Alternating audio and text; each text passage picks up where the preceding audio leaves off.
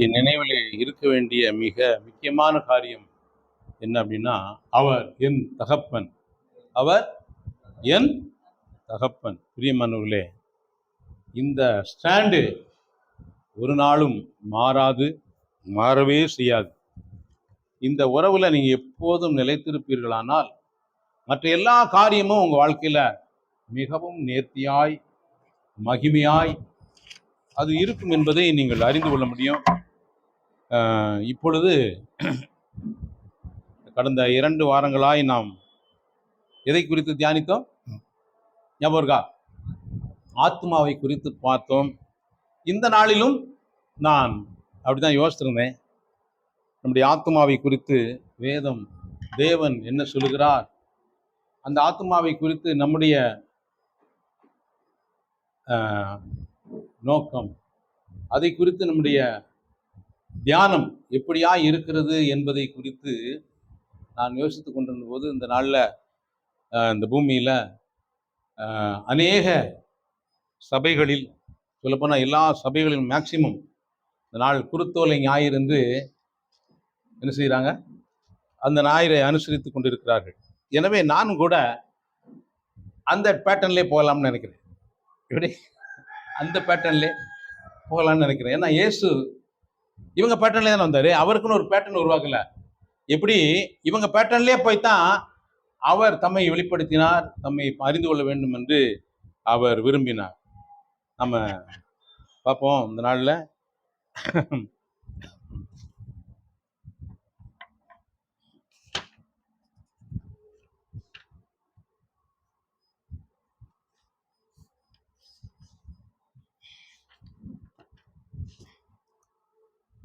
Mark எழுதின சுவிசேஷம் 11ஆம் அதிகாரம் 1 - 11 வரைக்கும் வாசிக்கலாம். மார்க் எழுதின சுவிசேஷம்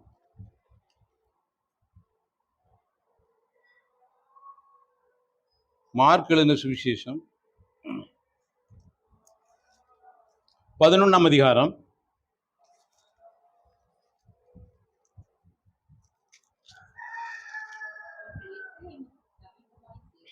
1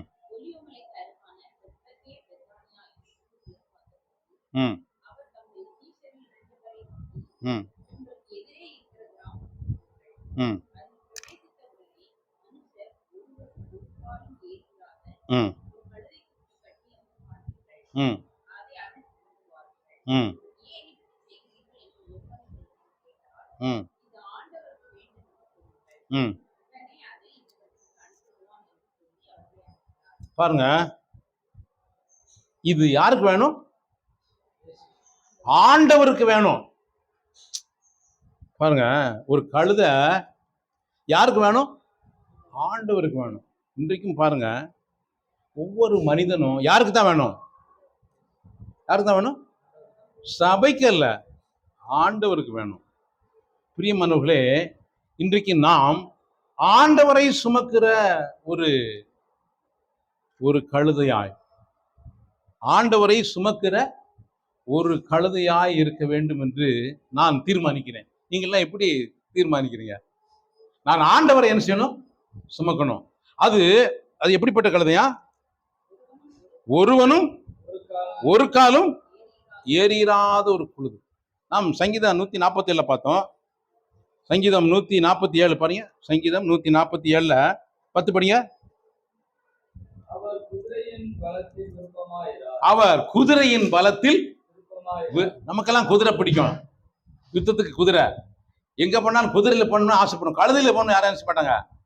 அவர் குதிரையின் பலத்தில் விருப்பமாயிரார், பிரியப்படார், தமக்கு பயந்து. கர்த்தர் யார் மேல பிரியமாயிருக்கிறார் பாருங்க. இந்த பூமியில ஒரு மனுஷன் அவருக்கு பயந்து, யாருக்கு பயந்து? கர்த்தருக்கு பயந்து, அவருடைய கிருபைக்கு யார் காத்திருக்கிறாங்களோ அவர் மேல அவர் பிரியமாயிருக்கிறார். பிரியமானவர்களே, இன்னைக்கு அதை செய்யணும் இதை செய்யணும் அப்படிங்கிறதா இல்ல. அவருக்கு பயப்படு, அவருக்கு பயந்து அவருடைய கிருபைக்கு காத்திரு. போதும், இது ஒண்ணு போதும். அப்படிப்பட்ட கழுதை தான் அவருக்கு வேணும். அப்படிப்பட்ட கழுதையா இருக்க நாம் இருக்கும்போது அவர் நம்ம என்ன செய்வாரு? பிரியமாய் மாத்திரம் இல்ல, நம் மீது அவர் பயணம் செய்வார். சரிங்களா? நம் மீது அவர் என்ன செய்வாரு?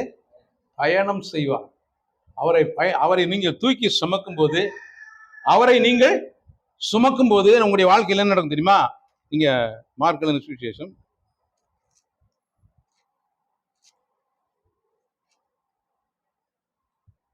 7:8. அவர்கள் அந்த தொட்டியை இயேசுவினிடத்தில் கொண்டு வந்து அதின்மேல் தங்கள் வஸ்திரங்களை போட்டார்கள். அவர் அதின்மேல் ஏறி போனார். அவர் ஏறுகிற கழுதையா இருக்கணுங்க.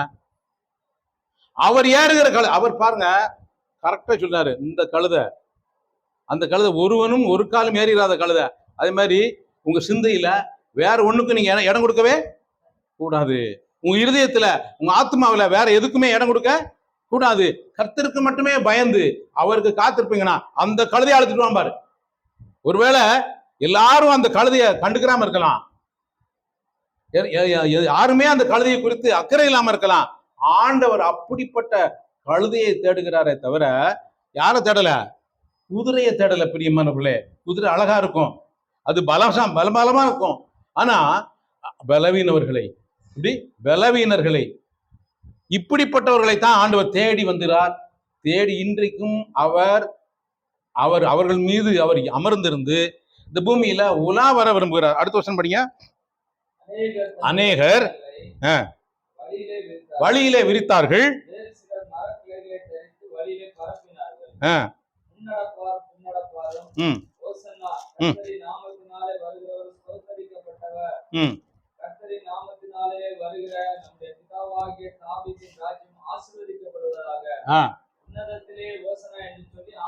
ஆர்ப்பரித்தார்கள். பிரியமானவர்களே, ஆர்ப்பரித்தார்கள். அன்னைக்கு தேவாலயம் இருந்துச்சு. எப்படி? அன்னைக்கு பரிசுத்த ஸ்தலம், மகா பரிசுத்த ஸ்தலம் இருந்துச்சு. லேவியர்கள் இருந்தாங்க, ஆசாரியர்கள் இருந்தாங்க. அங்கெல்லாம் இல்லாத ஒண்ணு யார் எங்க நடக்கு? ரோட்ல ஆராதனை நடக்கு. தெரியுமா உங்களுக்கு? இது எங்க நடக்கு? ரோட்லயும் தெருவுலையும் தான் நடந்தது. பிரியமானவர்களே, இப்ப ராஜா எங்க இருக்காரு? ராஜா எங்க இருக்காரு? அரண்மனையில் இல்ல, அல்லது தேவாலயத்திலையும் இல்ல. இவங்க கட்டி நினைக்கிறாங்க சாலமன் கட்டின தேவ, அங்க இல்ல. இவர் எங்க இருக்கிறாரு? சாலையில கழுத மேல போறாரு. யாருக்காவது தெரிஞ்சா? ஒரு சிலருக்கு தான் தெரிஞ்சது. அவங்க என்ன செஞ்சாங்க? உடனே வஸ்திரத்தை கலத்தி போட்டாங்க, கழுதைக்கு விரிச்சாங்க. பிரியமானவர்களே, கழுதைக்கு விரிச்சாங்க. இதே மாதிரி நீங்க அவரை சுமப்பீர்களானால், அவருக்கு மட்டுமே பயந்திருந்து, அவருடைய கிருபைக்கு காத்திருந்து, அவரை மட்டுமே நீங்கள் நோக்கி பார்ப்பீர்களானால், உங்களை அவர் எப்படி நடத்துவார் என்பதை சங்கீதத்தில் நான் வாசித்தோம். உச்சிதமான கோதுமையினால உன்னை என்ன செய்வாரு? ஒதிப்பார். வேற எந்த ஜனத்துக்கும் இப்படி செய்யவே இல்லை. அப்படித்தான் அவர் செய்ய விரும்புகிறார். வேற எந்த ஜனத்துக்கும் செய்யாத ஒன்றை அவரை சுமக்கிறவர்களுக்கு அவர் செய்வார். எந்த மனுஷனையும் நம்ம சுமக்க கூடாது. எப்படி? எந்த அமைப்பையும் நம்ம சுமக்க கூடாது. யாரை மட்டும்தான் சுமக்கணும்? இயேசுவை மட்டுமே நீங்கள் சுமப்பீர்களானால் இதை நீங்கள் அனுபவிக்க முடியும். புரியுமானவர்களே, வாசிங்க.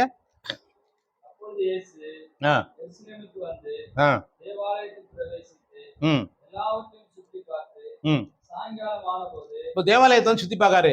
தேவாலயத்தை சுத்தி பார்த்து என்ன செய்யறாரு தெரியுமா? தேவாலயத்தை சுத்தி பார்த்து என்ன சொன்னார்னா, மத்திய மார்க்கு 11:2 படிங்க. மார்க்கு 11:2. உள்ள போங்க ஒரு நிமிஷம். யோவான் 12:5-15. யோவான் 12:15. யோவான் 12:15. இயேசு ஒரு கழுதைக்குட்டியை கண்டு அதின் மேல் ஏறி போனார். இவர்களே அவருடைய சீஷர்கள் துவக்கத்திலே அறியவில்லை. இயேசு மகிமையடைந்த பின்பு இப்படி அவரை குறித்து எழுதியிருக்கிறதையும் தாங்கள் இப்படி அவருக்கு செய்ததை நினைவு கூர்ந்தார்கள். பாருங்க, பின்னாடி தான் நினைவு கூர்ந்தாங்க. இப்போ இயேசு நடக்கும்போது, கழுதை குட்டியில போகும்போது அவங்களுக்கு என்ன செய்யல? அறிவே இல்லை. இதே மாதிரி தான் இன்னைக்கும் அநேகர் அறிவே இல்லாமல் இருக்கிறார்கள். ஒரு நாள் அறிந்து கொள்வார்கள். அன்னைக்கு என்ன செய்ய? நாம இந்த பூமியில இருக்கும்போதே இயேசு நம்மோடு இருக்கும்போதே, அவர் நம்மளோடு இருக்கும்போதே, அவர் நமக்குள்ளே இருக்கும்போதே இதை நாம் என்ன செய்யணும்? அறிந்து கொள்ள வேண்டும். அடுத்து 14 வசனம் திரும்பிய 14.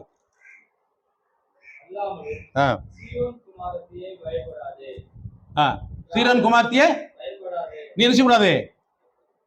நீ பயப்படாதே. பயப்படாதே அப்படின்னா ஏன் பயப்படாதே அப்படின்னு சொல்றாரு தெரியுங்களா? பயம் இருக்கும். பயம் இருக்கிறதுனாலதான் என்ன சொல்றாரு? பயப்படாது. ஆண்டவர் நம்மை பயத்தின் வழியாய் நடத்தினாலும் நம்ம எப்படி இருக்கும்படி அழைக்கிறார்? பயப்படாமல் இருக்கும்படி அழைக்கிறார். வாசிங்க. அடுத்து அவர் யாரு? ராஜா. அவர் ராஜாவாக்கும். கழுதையில போன குதிரையில போறவங்க ராஜா கிடையாது. கழுதையில போனாலும் ராஜா தான். புரியுதா உங்களுக்கு? திருடன் குதிரையில போன ராஜா ஆயிட முடியுமா? அவன் திருடன் தான். ஆனா கழுதையில போனாலும் ராஜா தான். பிரியமானவர்களே, நீங்க அந்த ராஜாவை சேவிக்கிறவர்கள், அந்த ராஜாவினுடைய பிள்ளைகள், அந்த ராஜாவை சுமக்கிறவர்கள். பிரியமானவர்களே, இப்படிப்பட்ட ஒரு மேன்மையை கர்த்தர் நமக்கு கொடுத்திருக்கிறார் இந்த பூமியில. இதை நாம் பின்னாடி அறிந்து கொள்வதில்லை, இன்றைக்கே அறிந்து கொள்ள வேண்டும். நான் யாரு? ராஜாவை சுமக்கிறவன். அந்த கழுதைக்கு தெரியுமா ராஜாவை சுமக்கும்னே? தெரியாது. பிரியமானவர்களே, வேத வாக்கியம் சொல்லுகிறது இப்படி.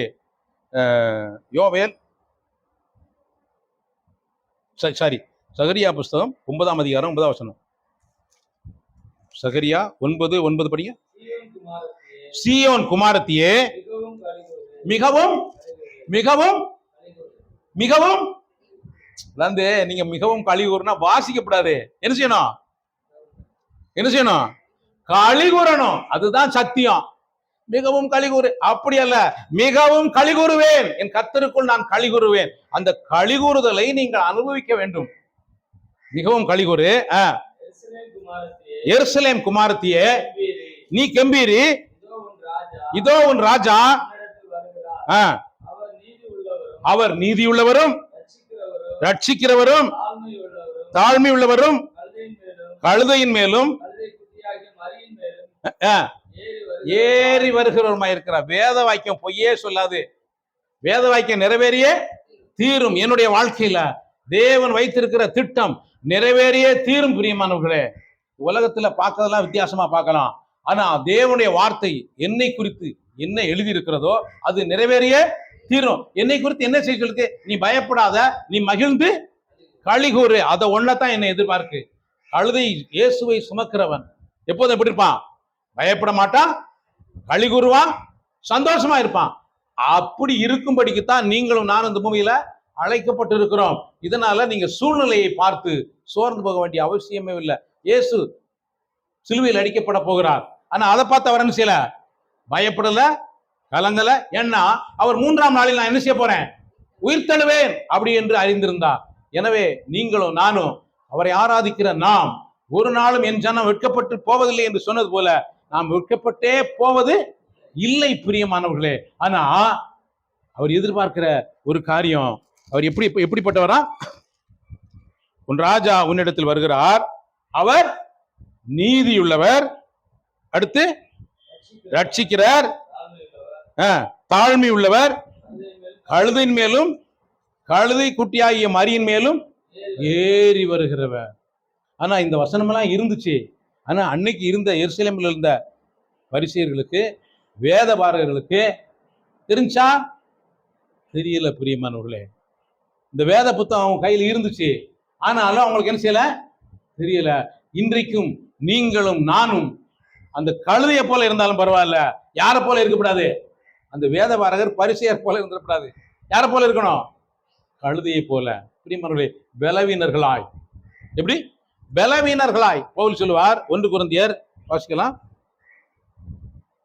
1 கொரிந்தியர் 1ஆம் அதிகாரம் 1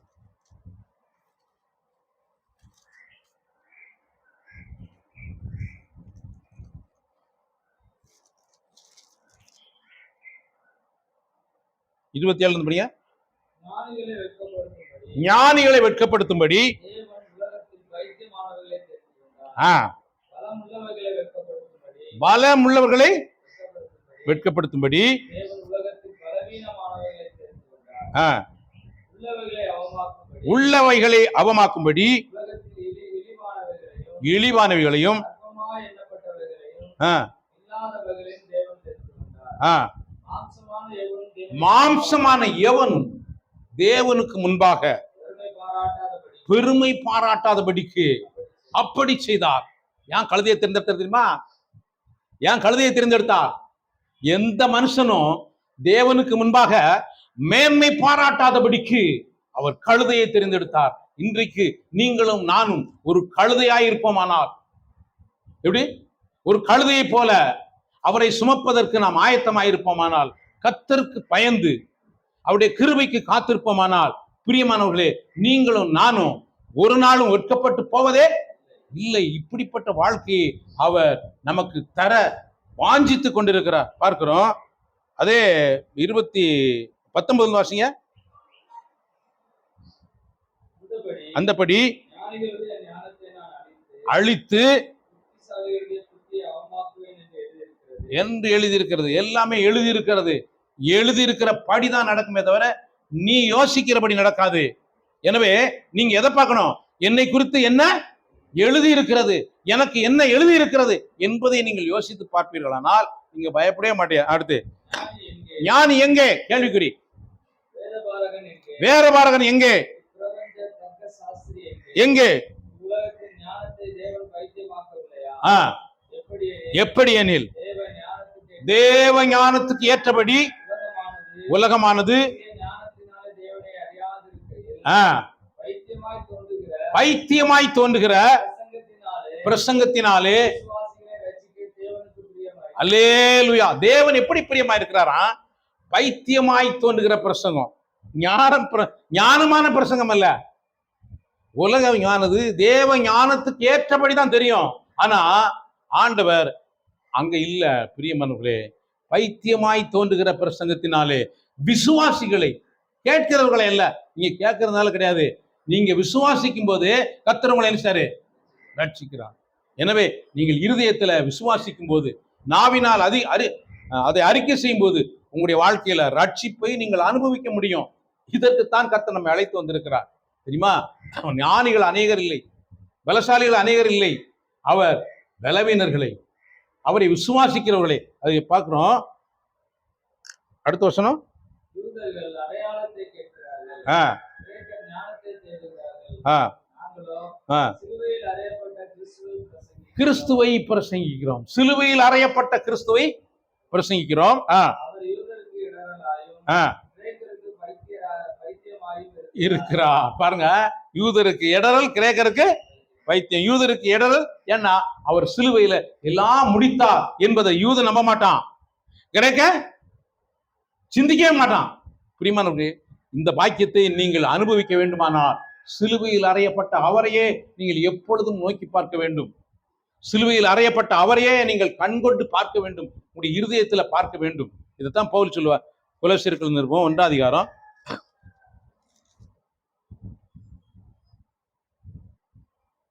28-29.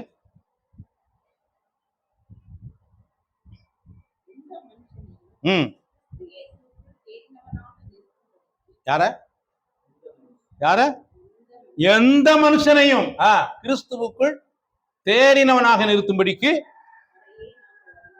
அவரையே நாங்கள் அறிவித்து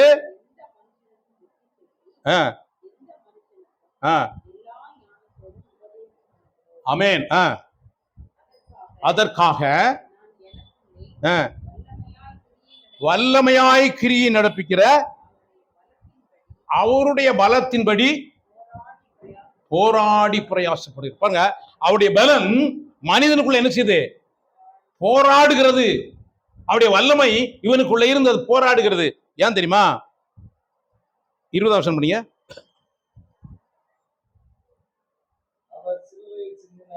அவர் சிலுவையில் சிந்தின ரத்தத்தினாலே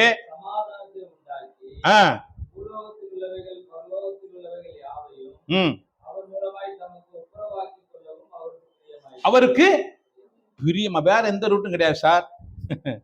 இயேசு கிறிஸ்து மூலமாய்த்தான். இயேசு கிறிஸ்து கல்வாரி சிலுவையில சம்பாதித்தது அந்த மீட்பின் மூலமா தான் எங்க போக முடியும்?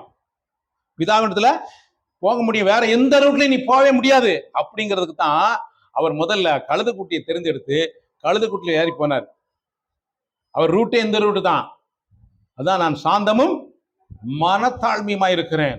சாந்தமும் மனத்தாழ்மை. சங்கீதம் 147 திரும்ப எடுத்து படிங்க வைப்போம். அங்க அவ்வளவு காரியத்தையும் தாவீது தீர்க்க தரிசனமா எழுதிட்டான். 147 சங்கீதத்துல.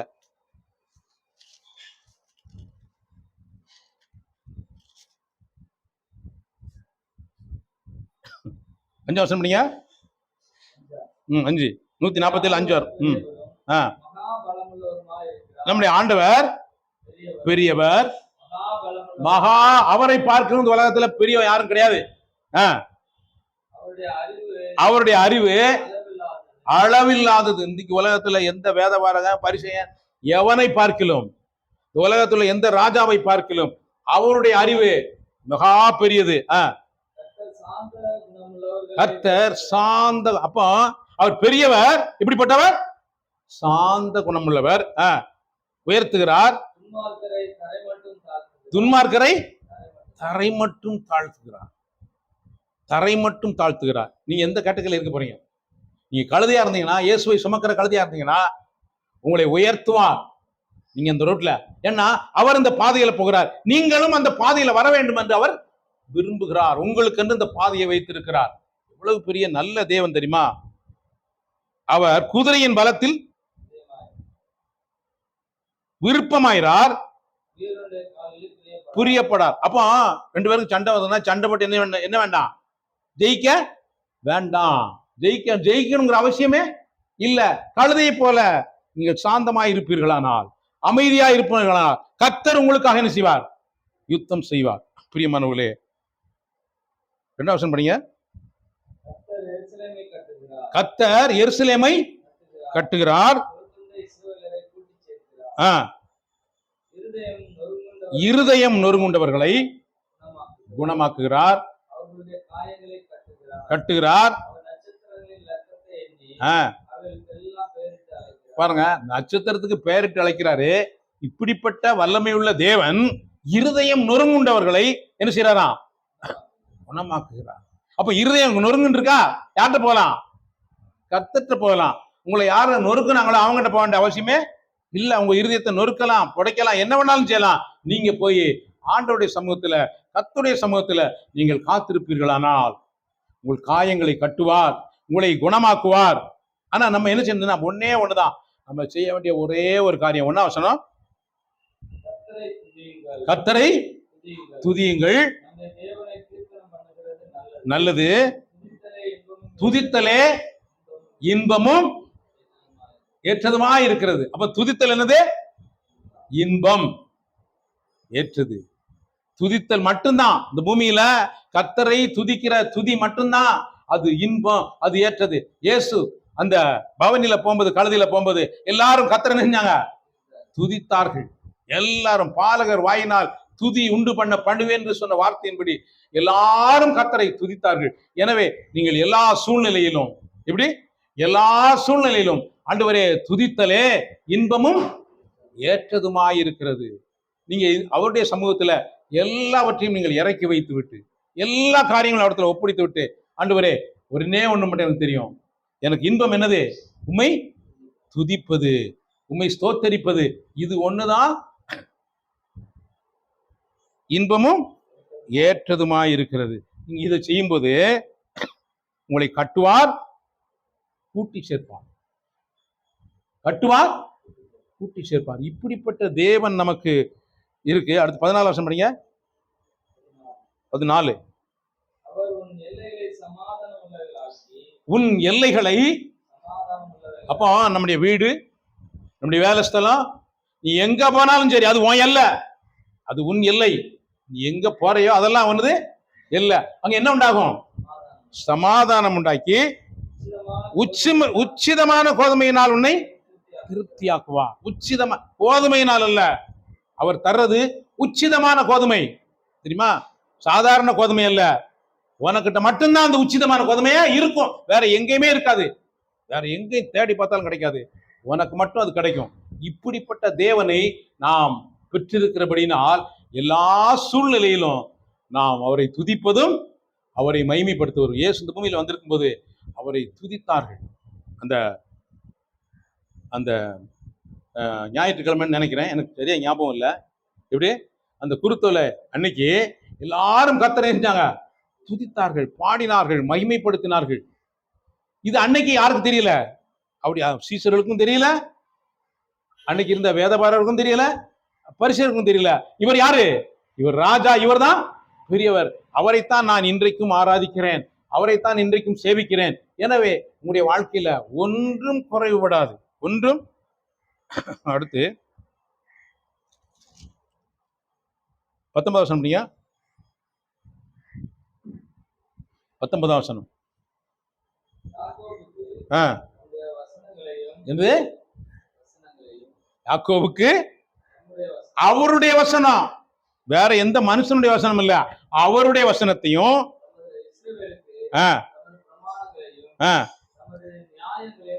அல்லேலூயா. வேற எந்த ஜாதிக்கும் இப்படி செய்ய மாட்டாரு, வேற எந்த ஜாதிக்கும் இப்படி செய்ய மாட்டாரு, வேற எந்த ஜாதிக்கும் இப்படி செய்தில்லை. அவருடைய நியாயங்களை அறியாமல் போகிறார்கள், அவருடைய நியாயம் அறியாம போயிடுவாங்க. ஆனா நீ எப்போதும் கர்த்தரை துதிக்கிறவனாய், கர்த்தரை சேவிக்கிறவனாய், சாந்த குணமுள்ளவனாய், அவரை மாத்திரமே சேவிக்கிறதற்கும் நீ ஒப்பு கொடுக்கிறவனாய் இருப்பேனா உச்சிதமான கோதுமையில திருப்தியாக்குவார். அடுத்து தம்முடைய வசனத்தையும் தமது பிரமாணங்களையும் தமது நியாயங்களை என்ன செய்வாரு? அவர் அறிவிப்பார். இப்படிப்பட்ட வாழ்க்கையை நாம் வாழும்படிக்கு இந்த பூமியில நம்மை வைத்திருக்கிறார், தெரிந்து கொண்டிருக்கிறார், முன்குறித்திருக்கிறார், அழைத்திருக்கிறார். எனவே நான் 1% கூட நாம் கவலைப்பட வேண்டிய அவசியமே இல்லை, பாரப்பட வேண்டிய அவசியமே இல்லை. ஏன்னா அவர் என் மீது அவர் கண்ணை வைத்து அவர் பார்த்து கொண்டே இருக்கிறார். இந்த உண்மையை நீங்கள் விளங்கி கொள்ள வேண்டும், இந்த உண்மையை நீங்கள் புரிந்து கொள்ள வேண்டும். இப்படி பண்ணிட்டீங்கன்னா நீங்க சூழ்நிலையை பார்த்து என்ன செய்ய மாட்டீங்க, கவலையே பட மாட்டீங்க, கவலையே பட மாட்டீங்க. அவரு பார்த்தீங்கன்னா அவர் நமக்கு என்ன சொல்லியிருக்கிறார் அப்படின்னா, எபிரேயருக்கு நிருபம் 12ஆம் அதிகாரம், எபிரேயருக்கு எழுதின நிருபம் 12ஆம் அதிகாரம் 1-2 படிங்க.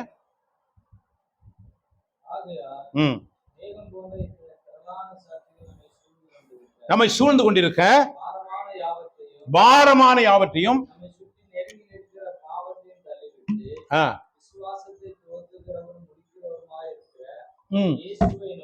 விசுவாசத்தை துவக்கிறவர், அவர் விசுவாசத்தை, அவர் பிரமாணத்தை அல்ல, பகையே அல்ல, விரோதத்தை அல்ல, எதை துவக்கிறார்?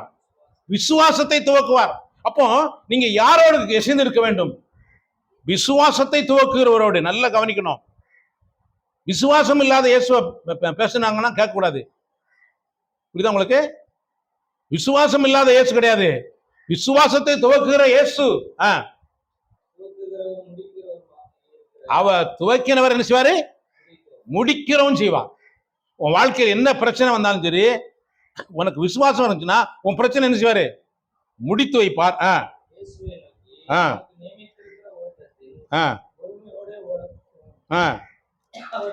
பொறுமையோட ஓடக்கடவும்.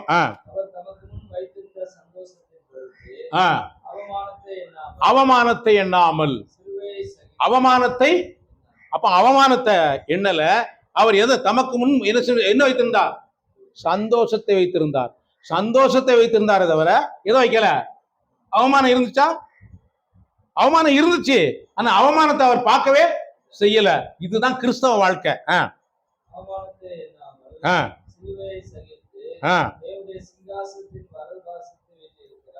சிங்காசனத்தின் வலது பாசத்தை எப்படி பண்ணாரா?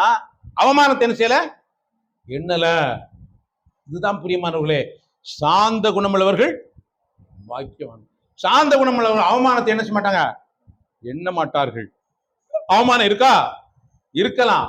ஆனா அந்த அவமானத்தை பார்க்கலும் மேலானது ஒன்றை அவர் எனக்கு என்ன செய்யார்? வைத்திருக்கிறார். பிரியமானவர்களே, இந்த அறிவு, இந்த தெளிவு, இந்த புரிதல் உங்களுக்கு இருக்குமானால் நீங்கள் ஜெயமானவர்களாய் எப்போதும் எல்லா சூழ்நிலையிலும் வெற்றி சிறந்தவர்களாய் நாம் காணப்பட முடியும். அதற்குத்தான் ஆண்டவர் விரும்புகிறார். மார்க் எழுதின சுவிசேஷம் 14:57 படிங்க. மார்க் 14:57. மார்க் 14:57. அப்பொழுது சிலர் எழுந்து ம் கைவேலையாகிய ம் இந்த தேவாலயத்தை நான் இடித்து போட்டு ஆ கைவேலை அல்லாத வேறொன்றை 3 நாளைக்குள்ளே கட்டுவேன் என்று ஆ அவர் சொன்னதை நாங்கள் கேட்டோம் என்று. பாருங்க, இப்போ இயேசுவை கையும் மையமா பிடிச்சி, இப்படி கை மையமா பிடிச்சாங்க. அவர் பிடிச்சு கொண்டு வந்து கைவேலையில் ஆகிய இந்த தேவாலயத்தை நான் இடித்து போட்டு கைவேலை அல்லாத கைவேலை அல்லாத வேறொன்றை 3 நாளைக்குள்ளே கட்டுவேன் ஆ, என்று இவன் சொன்னதை நாங்கள் கேட்டோம் என்று. சொன்ன தப்பா ரைட்டா? சொன்னது தப்பா ரைட்டா? அதான் கேள்வி. அவர் கைவேலை இல்லாத ஒரு வீட்டை கட்டுகிறத தவிர இவங்க கட்டி வச்சிருக்கிற சர்ச் பில்டிங் இருக்குல்ல, இதை சொல்லவே செய்யல. அடுத்து அவருக்கு விரோதமாய் பொய் சாட்சி சொன்னார்கள். ஆ அப்படி சொல்லியும் அவர்கள் சாட்சி ஒவ்வாமல் போயிற்று. ஆ அப்பொழுது பிரதான ஆசாரியர் எழுந்து நடுவேன் என்று ஆ இயேசுவை நோக்கி, ஆ உனக்கு விரோதமாய் சொல்லுகிறதை குறித்து ம் நீ ஒன்றும் சொல்லுகிறது இல்லையா என்று கேட்டார். பாருங்க, என்னையா உனக்கு முன்னாடி இவ்வளவு ஒரு குற்றச்சாட்டு சொல்றாங்க, நீ ஒண்ணுமே பேசுறது இல்லையா? இயேசு என்ன செஞ்சாரு? என்ன செஞ்சாரு? பேசாம இருந்தார், பேசவே இல்லை. இதுதாங்க கிறிஸ்தவ வாழ்க்கை, இதுதான் பைத்தியத்தரமான வாழ்க்கை. ஏன்னா அவருக்கும் பிதாவுக்கும் மட்டும் இது தெரியும், உண்மை என்னன்னு தெரியும். அடுத்து அவரோ ஒரு உத்தரவும் சொல்லாமல் ம் பேசாதிருந்தார். ஆ மறுபடியும் பிரதான ஆசாரியன் அவரை நோக்கி, ஆ நீ ஸ்தோத்தரிக்கப்பட்ட தேவனுடைய குமாரனாகிய கிறிஸ்துதானா ஆ என்று கேட்டார். ஆ அதற்கு இயேசு, ஆ நான் அவர்தான்.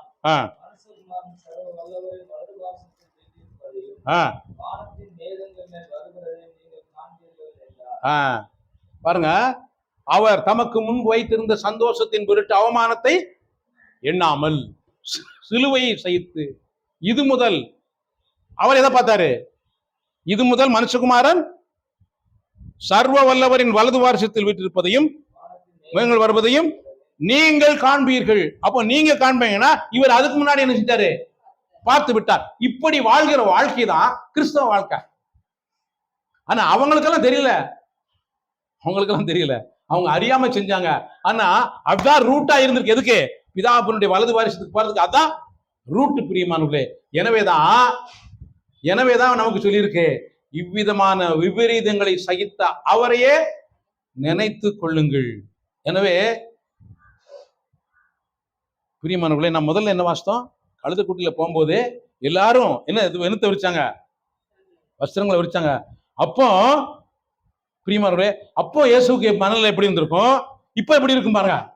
அப்போ அந்த மனநிலையிலே நாம் இருக்கும்படிக்கு அழைக்கல.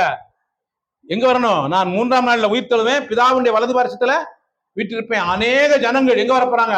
பிதாவிடத்துல வரப்போறாங்க. இதுதான் அவருடைய திட்டமா இருக்கு. அதனாலதான் அன்னைக்கு அந்த ஞாயிற்றுக்கிழமையில குதிரையில போகாம எதுல போனாரு? கழுதையில போனாரு. ஆண்டவர். பிரியமான குமாரரே, நீங்களும் நானும் இப்படிப்பட்ட இந்த வாழ்க்கையை அனுபவிக்கும்படிக்கு, இதை இந்த பூமியிலே கொண்டாடும்படிக்கு நாம் அழைக்கப்பட்டிருக்கிறோம், நாம் முன்குறிக்கப்பட்டிருக்கிறோம், நாம் தேவனால் நியமிக்கப்பட்டிருக்கிறோம். எனவே இந்த வாழ்க்கையை, எப்படிப்பட்ட இந்த மேலான இந்த மகிமையான நித்திய ஆனந்த சுவிசேஷத்தை நாம் அனுபவிக்கும்படி கர்த்தர் நம்மை தெரிந்தெடுத்து மாத்திரமல்ல, நம்முடைய கண்களை திறந்திருக்கிறார். நம்முடைய கண்களை அவர் திறந்திருக்கிறார். எனவே நாம் சோர்ந்து போக வேண்டிய அவசியமே இல்லை. அது 63ஆம் வசனம். பிரதான ஆசாரியன் இதை கேட்டவுடனே தன் வஸ்திரங்களை கிழித்து கொண்டு, இனி சாட்சிகள் பித்து யாருக்கு பிடிச்சிருச்சு? யாருக்கு பிடிச்சிருச்சு? பிரதான ஆசாரியன் என்ன செஞ்சான்? வஸ்திரத்தை கிழிச்சான்.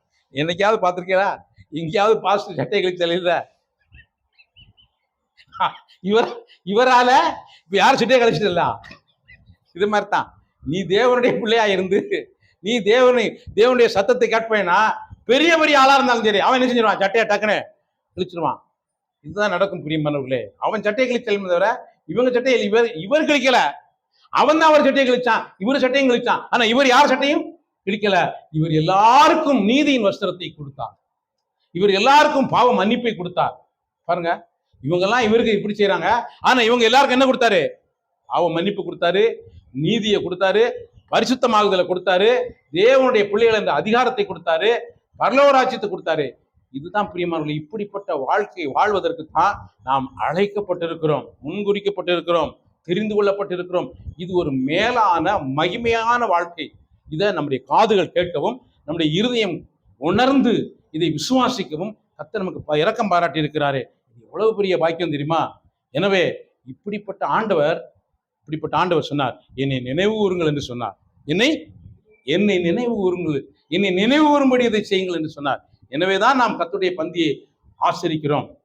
எனவே இந்த வேளையில இப்படிப்பட்ட வாழ்க்கை வாழ்வதற்கு நம்மை பலப்படுத்தி, ஸ்திரப்படுத்தி, உறுதிப்படுத்தி பலப்படுத்துவாராக. ஆமென். அடுத்தபடியாக நாம் கர்த்தருடைய பந்தியிலே நாம் ஆசரிப்போம். கர்த்தர் தாமே நமக்கு இப்படிப்பட்ட வாழ்க்கை வாழ உதவி செய்வாராக. ஆமென்.